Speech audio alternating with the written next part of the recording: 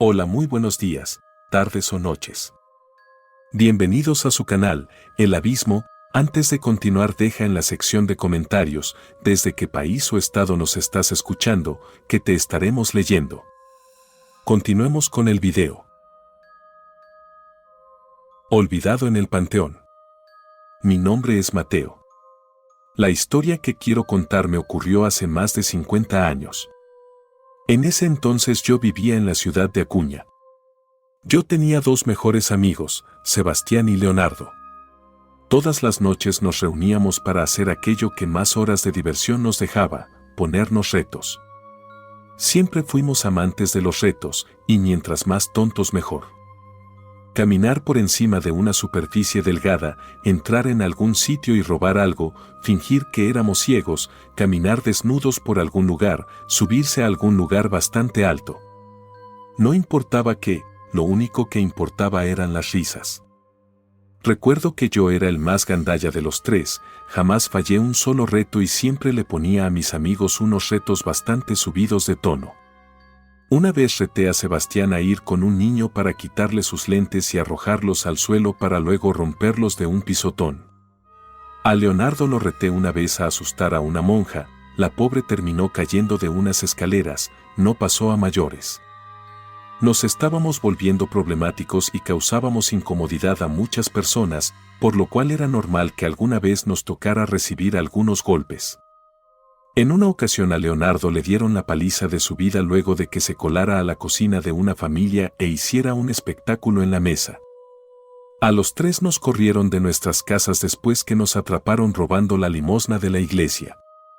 Pero la verdad es que eso no nos importó, entre los tres conseguimos un lugar para quedarnos, a las afueras de la ciudad, no teníamos trabajo, pero de lo que conseguíamos robar cada quien por separado nos alcanzaba para vivir. Sebastián era el menos atrevido de los tres, si bien nunca se había negado a realizar un reto, alguna vez ya estando a punto se retractó. Un día conocimos a una chica de un nombre extraño, empezaba con K, era rubia, de baja estatura, tenía poco más de 20. Ella llamaba mucho la atención, por alguna razón no encajaba con el resto de mujeres de la ciudad, era como si no perteneciera al lugar. Ella comenzó a unirse a nuestros retos, pero los que ella les ponía eran un tanto extraños. Cosas como oler o comer cosas asquerosas, desde animales muertos o desperdicios que no siempre eran de animal. Leonardo y yo siempre podíamos cumplir sin problemas, pero Sebastián vomitó muchas veces. Entonces la chica a él comenzó a ponerle otra clase de retos, bastante peculiares.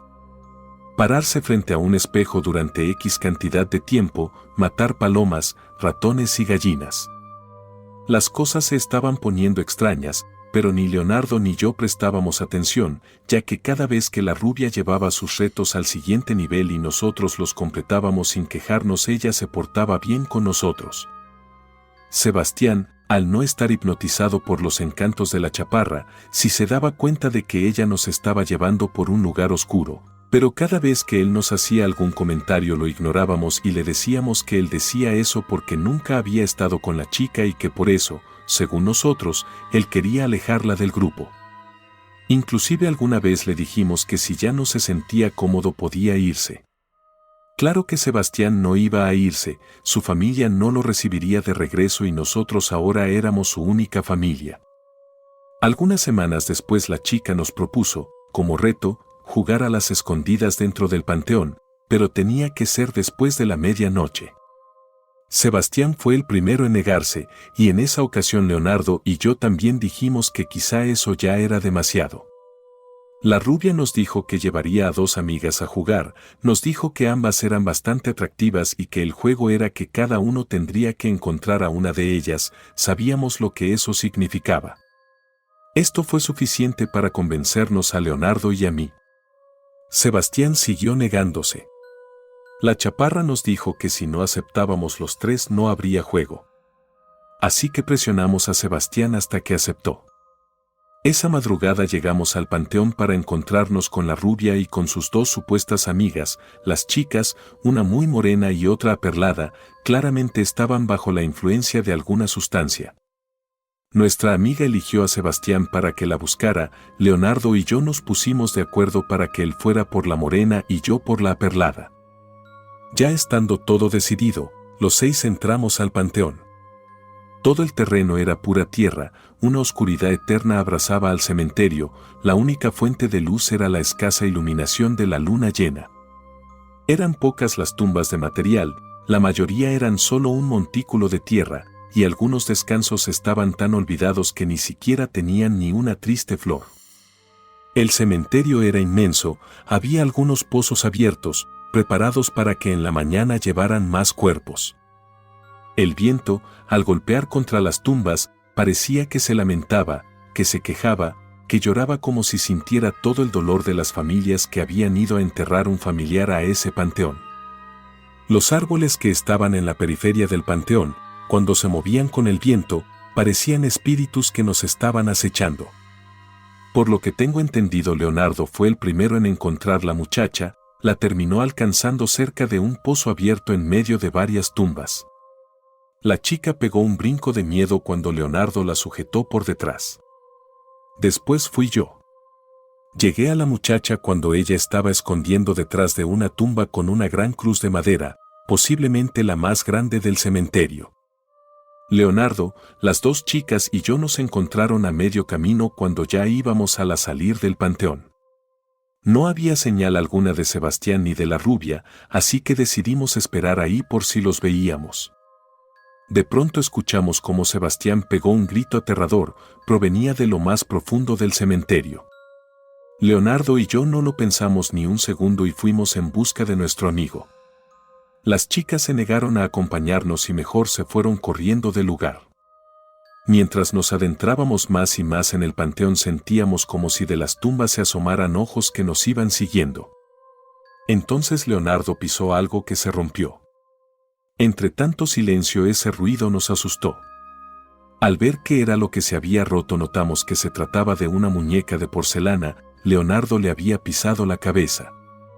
El rostro había quedado destrozado, pero el cabello había quedado intacto, el cabello de la muñeca era muy rubio, lo curioso era que, a pesar de estar tirada a mitad del panteón, la cabellera no tenía ningún rastro de polvo, parecía nuevo.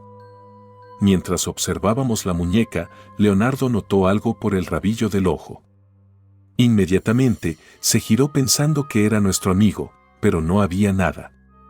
Entonces yo me giré para el lado contrario al que estaba mirando Leonardo y vi un niño parado, mirándonos.